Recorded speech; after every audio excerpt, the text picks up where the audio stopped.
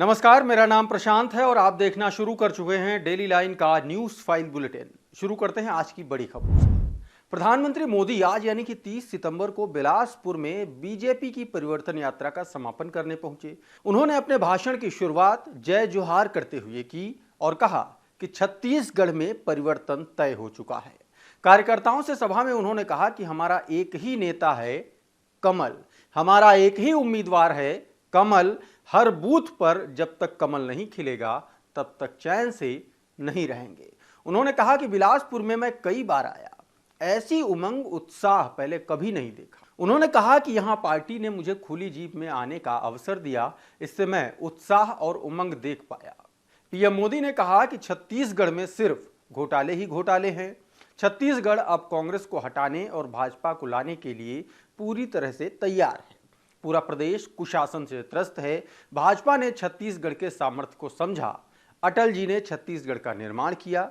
चलिए आपको बताते हैं कि यह खबर आपके लिए अहम क्यों है।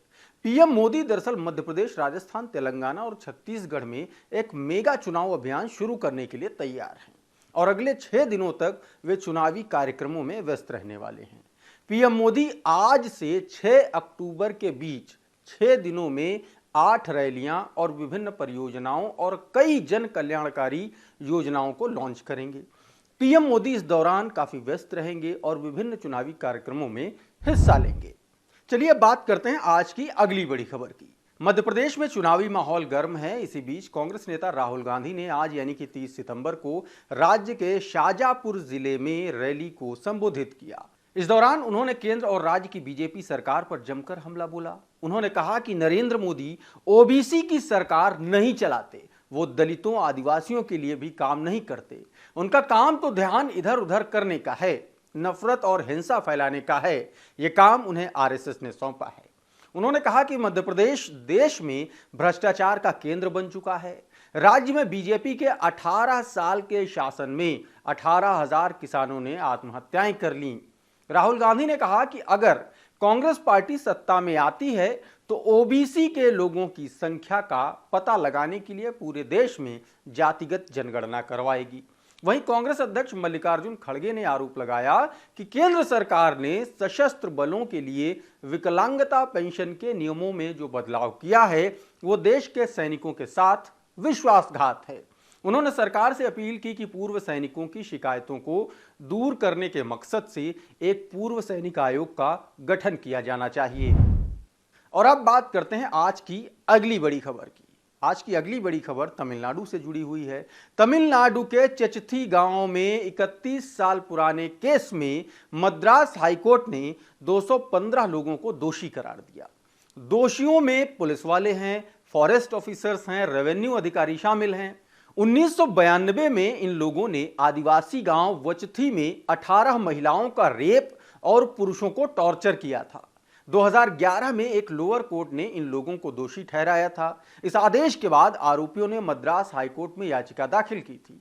वहीं बीते शुक्रवार यानी कि 29 सितंबर को हाईकोर्ट ने लोअर कोर्ट का फैसला बरकरार रखा था। चलिए आपको बताते हैं कि यह खबर आपके लिए अहम क्यों है। दरअसल 20 जून 1992 को फॉरेस्ट और रेवेन्यू अधिकारियों के साथ मिलकर पुलिस टीम ने वचथी गांव में रेड डाली थी। ये लोग यहां तस्करी की गई चंदन की लकड़ी ढूंढने आए थे। पुलिस और सरकारी अधिकारियों ने गांव के लोगों को चंदन तस्कर वीरप्पन का समर्थक बताते हुए 3 दिन तक उनके साथ बर्बरता की थी। 269 दोषियों में से 126 फॉरेस्ट ऑफिसर, 84 पुलिस वाले और 5 रेवेन्यू अधिकारी थे। 2011 में जब लोअर कोर्ट का आदेश आया तब तक 54 दोषियों की मौत हो चुकी थी और बाकी बचे हुए जो लोग थे, जो आरोपी थे, अब उन्हें कोर्ट से सजा मिली है। और अब बात करते हैं आज की चौथी बड़ी खबर की। चौथी बड़ी खबर बिहार से जुड़ी है। बिहार में आरजेडी नेता अब्दुल बारी सिद्दीकी ने महिला आरक्षण को लेकर के एक विवादित बयान दे दिया। उन्होंने कहा कि अगर आरक्षण देना है तो पिछड़ा और अति पिछड़ा वर्ग की महिलाओं को भी दें। अति पिछड़ा का कोटा तय कर दीजिए तो सब ठीक हो जाएगा, वरना महिला आरक्षण के नाम पर बॉब कट और क्रीम पाउडर लिपस्टिक वाली औरतें नौकरी में आ जाएंगी, पॉलिटिक्स में आ जाएंगी। फिर क्या आपके घर की महिलाओं को उनका हक मिलेगा? वहीं बीजेपी नेता विजय सिन्हा ने इसे देश की महिलाओं का अपमान बताया है। उन्होंने कहा कि ऐसी जमात भारत की शक्ति का अपमान कर रही है। चलिए अब बात करते हैं आज की पांचवी बड़ी खबर की, और पांचवी बड़ी खबर दक्षिण के राज्य कर्नाटक से जुड़ी हुई है। कर्नाटक में पूर्व प्रधानमंत्री एचडी देवगौड़ा और उनके बेटे एचडी कुमार स्वामी के लिए हालात ठीक लग नहीं रहे हैं। बीजेपी के साथ गठबंधन करने पर पार्टी के कई नेता किनारा कर चुके हैं, कुछ और भी नाराज बताए जा रहे हैं। फिलहाल इस लिस्ट में कर्नाटक जेडीएस के चीफ सीएम इब्राहिम भी शामिल हैं। वो देवगौड़ा और उनके बेटे से खासा नाराज बताए जा रहे हैं, लेकिन उनका कहना है कि वो इलेक्टेड प्रेसिडेंट हैं, पार्टी को छोड़ने नहीं जा रहे। गठबंधन से नाराजगी जताते हुए उनका कहना था कि दिल्ली में मीटिंग होने का मतलब ये तो नहीं है कि गठबंधन हो गया है, वो इसे नहीं मानते, लेकिन वो दूसरे नेताओं की तरह से पार्टी नहीं छोड़ने जा रहे। वो चुने हुए अध्यक्ष हैं, लिहाजा पार्टी में रहकर ही लड़ाई लड़ेंगे। उनका कहना है कि उन्हें गठबंधन का पता तब चला जब पार्टी नेता के थिप्पेसामी ने दिल्ली की मीटिंग के बारे में उनको बताया। उधर सूत्रों का कहना है कि सीएम इब्राहिम 16 अक्टूबर को एक मीटिंग करने जा रहे हैं। इसमें भविष्य को लेकर के वो रणनीति तय करेंगे। चलिए आपको बताते हैं कि यह खबर आपके लिए अहम क्यों है। दरअसल कर्नाटक में जनता दल सेकुलर ने बीजेपी के साथ गठबंधन कर लिया है। पार्टी ने भाजपा का दामन थामा तो राजनीति में हलचल होने लग गई। खुद पार्टी के भीतर ही असंतोष के स्वर उठने लगे हैं। हालांकि देवगौड़ा ने इसका बचाव करते हुए कहा कि इसका उद्देश्य पार्टी को बचाना था, वो अपनी सेकुलर साख पर कायम रहेंगे, वो कभी भी अल्पसंख्यकों को निराश नहीं करेंगे। पार्टी की तरफ से कहा गया कि जेडीएस कभी भी सत्ता की भूखी नहीं है, वो अवसरवादी राजनीति नहीं करती है। और अब बात करते हैं आज की छठवीं बड़ी खबर की। इंडिया गठबंधन में शामिल दो बड़े दल आम आदमी पार्टी और कांग्रेस के बीच सब कुछ सही नहीं चल रहा है।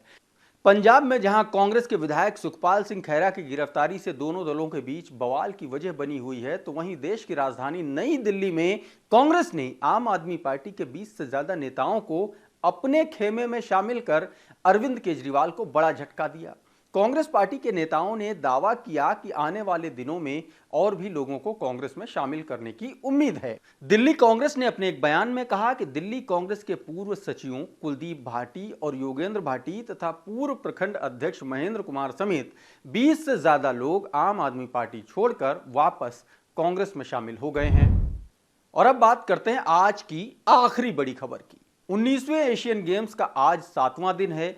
चीन के हांगझोउ में चल रहे इन गेम्स में शनिवार यानी कि 30 सितंबर को स्क्वाश में भारतीय मेंस टीम ने पाकिस्तान को 2-1 से हराकर गोल्ड जीत लिया। इसके साथ ही भारत के 10 गोल्ड मेडल हो गए हैं अब तक। इससे पहले रोहन बोपन्ना और ऋतुजा भोसले ने चीनी ताइपे के एनशुओ लियांग और चुंग हाओ हुआंग के खिलाफ तीसरा टाई ब्रेकर जीतने के साथ ही टेनिस मिक्स्ड डबल में गोल्ड मेडल जीता। भारतीय जोड़ी ने फाइनल में चीनी ताइपे जोड़ी को 2-6, 6-3 से हराया। वहीं शूटिंग में सरबजोत सिंह और दिव्या टीएस ने 10 metre air pistol mixed team event में सिल्वर मेडल जीता है। शूटिंग गोल्ड के हुए मुकाबले में सरबजोत और दिव्या को चीन की जोड़ी झांग बोवेन और जियांग रैंकसिंग ने 16-14 से हार का सामना करना पड़ा। इसके साथ ही उन्हें सिल्वर से संतोष करना पड़ा। बता दें कि भारत अब तक 36 मेडल जीत चुका है। इसमें 10 गोल्ड, 13 सिल्वर और 13 ब्रॉन्ज शामिल हैं। भारत मेडल टैली में अब चौथे नंबर पर आ चुका है। डेली लाइन के न्यूज फाइल के बुलेटिन में फिलहाल इतना ही, लेकिन आप बने रहिए डेली लाइन के साथ।